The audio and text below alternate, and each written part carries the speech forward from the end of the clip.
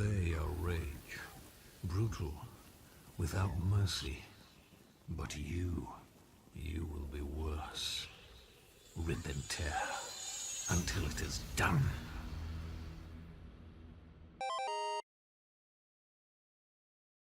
Wow. Okay. Yeah. So, I'm sure it's obvious from the title. There is a lot of third-party games coming to Nintendo Switch just in the span of November alone, and they're really condensed. They're coming out in like some of them like just a couple of days apart from each other, and some is a little spread out. Uh, they are pretty much just on a full-scale invasion of your wallet. So, really quick, if you're not familiar with what games I might be talking about, we have LA Noire releasing on November 14th. Then we have The Elder Scrolls V Skyrim releasing November 17th. 4 days before LA Noire, which was just recently announced on Nintendo's Twitter, I believe, we're getting Doom November 10th. It's weird. Doom was announced after Skyrim, and yet it is releasing before Skyrim. So whatever, right? I suppose. Uh, so not only are those two games also releasing at that time, we also have Resident Evil Revelations 1 and Resident Evil Revelations 2, both releasing in some kind of pack or separately on the eShop on November 28th. Now, don't forget that at the same time, we also have Sega with Sonic Forces releasing on November 7th, which means that with all of this going on, we have Sonic Forces 3 days before Doom, then Doom releases 3 days later, then 4 days later is LA Noire, and then on the 17th, 3 days later, we have The Elder Scrolls V Skyrim releasing, and then we get a little bit of a break, a couple of indies here and there. There's some indie called Super Beat Sonic, I believe it's called, on the 21st. But other than that, then we get hit by two more major third-party games from Capcom in the form of Resident Evil Revelations. So November is basically like, yeah, while we may not have any major first-party titles coming from Nintendo in November, we do have just a ton of just third-party games. Some of them are amazing, and if you don't mind me saying or giving a personal opinion, I will say you should go out and purchase Doom and The Elder Scrolls V Skyrim. Those games would be great in your collection as a Nintendo Switch owner. Oh shit, I accidentally turned on the webcam. Hang on, guys. Don't worry, I can fix this. Just make a mod or something. I'll put it on Creation Club, that sort of thing. I'll do something, don't worry. Trust me, it just works. Okay, all jokes aside, this month looks like it's going to be the battle of the third parties. Which third party you going to let into your wallet? Which one are you going to allow to influence your purchase? Is it going to be Bethesda with Skyrim and Doom? Is it going to be Rockstar with LA Noire? Is it going to be Capcom with Resident Evil Revelations? Is it going to be Sega with Sonic Forces? Which one is it going to be? Now, putting my personal opinion into it, which you could totally ignore, of course. I don't necessarily. I've never been a Sonic fan, and that's putting it nicely. How do I put it? I've never really played much Sonic games, but the ones I have played was a negative emotion, and that includes Sonic Adventure 2 Battle. I know that's the game that a lot of people love, but it's not something that really vibed with me all too much. I didn't really play it as much. If you ever want to get a good idea how I feel about it, Pro Jared did a video about this, and he described it and worded it better than I ever could. So chances are, if you're watching this video, you most likely have heard of Pro Jared. If you haven't, go watch the video. You'll know how I feel about it for the most part. Now, LA Noire was a sort of crime mystery game.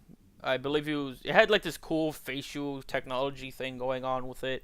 At the time, I bought it primarily because it was a different thing. There isn't a lot of detective games where you actually have to tell if the person is lying or not.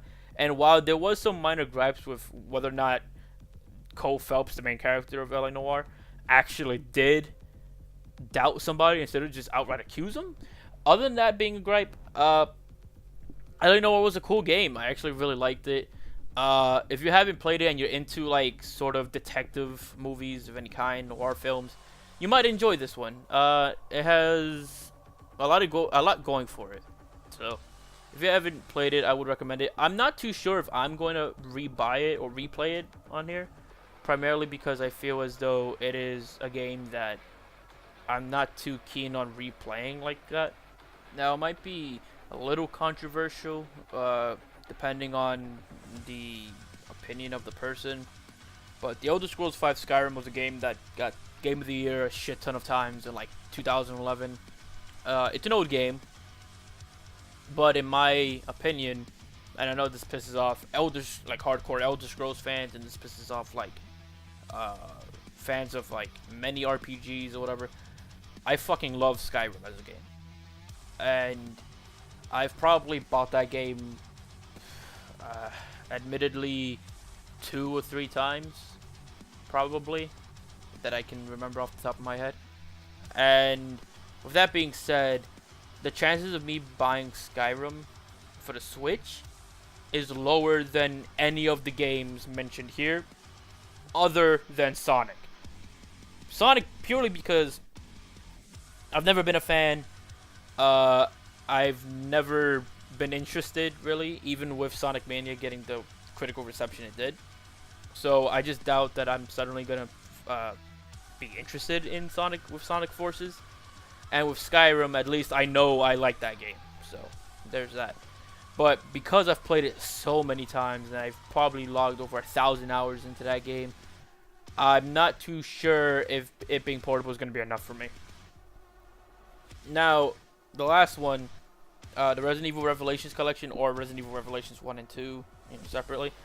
I think that is the most likely one I'm going to buy, purely because it is the only one, other than Sonic Forces, that I haven't played that is releasing in that month. Even when it was on the 3DS, I didn't play Resident Evil Revelations. I didn't play Resident Evil Revelations when it re-released on Wii U and the other modern consoles and platforms. Resident Evil Revelations 2 just was plainly not available on any Nintendo console or any console that I really cared about. And at the time, it got kind of like a mixed reception, I think. I'm not too sure about that. But because of that, I'm not too keen on 2. However, I do want to play 2 anyways to form my own opinion. So I'm most likely getting Resident Evil Revelations 1 and 2. I feel like that's the most likely one. But in terms of the games that I have played before, am I gonna rebuy any of them? The only one I'm pretty confident about is Doom. Doom was pretty much my personal game of the year last year. I love Doom, and Doom is a fantastic game. I can't put into words how well made that game is. The soundtrack is incredible. Gameplay is fast and frantic. It rewards that at the same time, and it's just a perfect reboot to the Doom franchise, and I love it for it. So if there's any of them that I'm most likely gonna buy again, it's probably going to be Doom. So, and I don't know, I have a video of my whole live stream watching the Nintendo Direct where Doom and Wolfenstein 2 was announced, and that's the only point during the entire thing I believe that I lost my shit, because I fucking love Doom, and having Doom on a portable console so I can just take it anywhere and just drop in and play some arcade mode is perfect. I would love that. Other than that, everything else in November is an optional thing for me. That and Resident Evil Revelations. So, I think I've talked about this long enough. I am probably boring the shit out of you. So, what I'm going to say now is, did you play any of these games? And if you did, are any of them showing up on the Switch enough to warrant you to rebuy those games, to play them again?